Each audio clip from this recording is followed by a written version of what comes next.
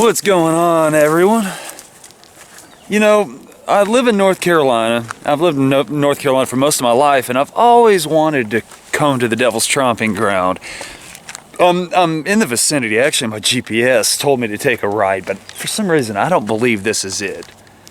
You know, the Devil's Tramping Ground essentially is a area of pretty much dirt where they say there's different conspiracies on it, but they tried to grow grass, they've tried to grow numerous things, but nothing will grow there. And I've heard, the devil's hot hooves that stomp the grounds keep the grass from growing there. So anyway, and there's some other little conspiracies that circulate with the place, but anyway, I know I'm nearby, so I'm gonna try find it. So when I do, you'll be the first to know.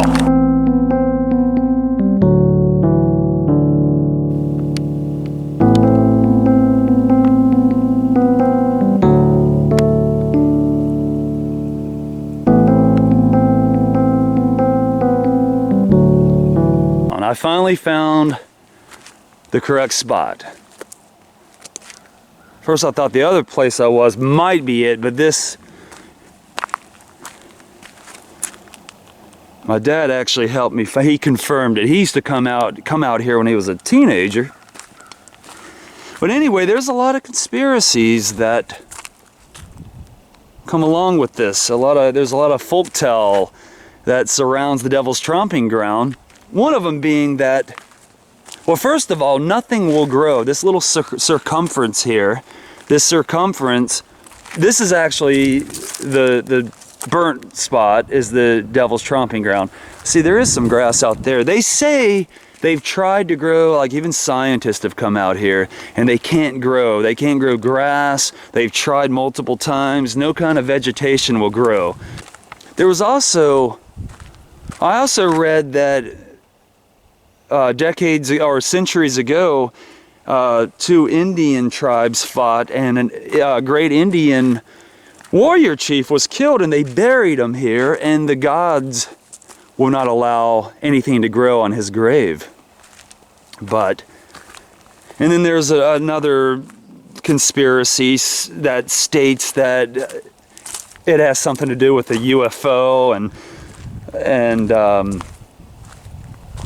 something to do with a ray beam that was shot down by extraterrestrials. I don't know, but and also too, if you park your vehicle here, you'll wake up supposedly in a whole nother place. You will not be here, and you'll hear voices.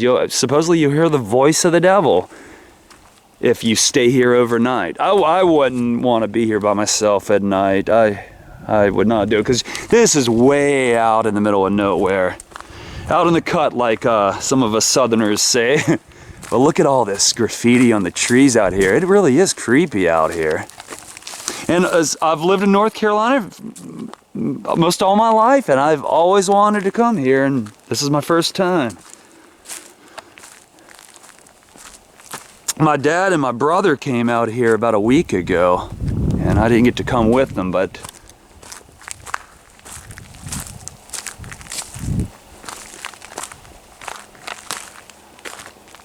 I wish I knew what some of that stuff said.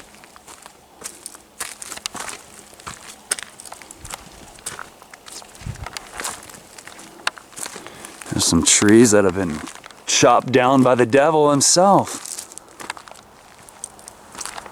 And then there's a trail that goes out there, and there's even some more trees chopped down. I guess he gnaws at them with his razor sharp, devilish fangs. Huh. There's a trail out that way too. But pretty neat. One day I said maybe this summer we'll camp out here. But yeah, there's books on North Carolina, like Ghost Tales of North Carolina, and this is always one of the stories that's in Carolina Ghost Tales, or or any kind of tales of hauntings in the South.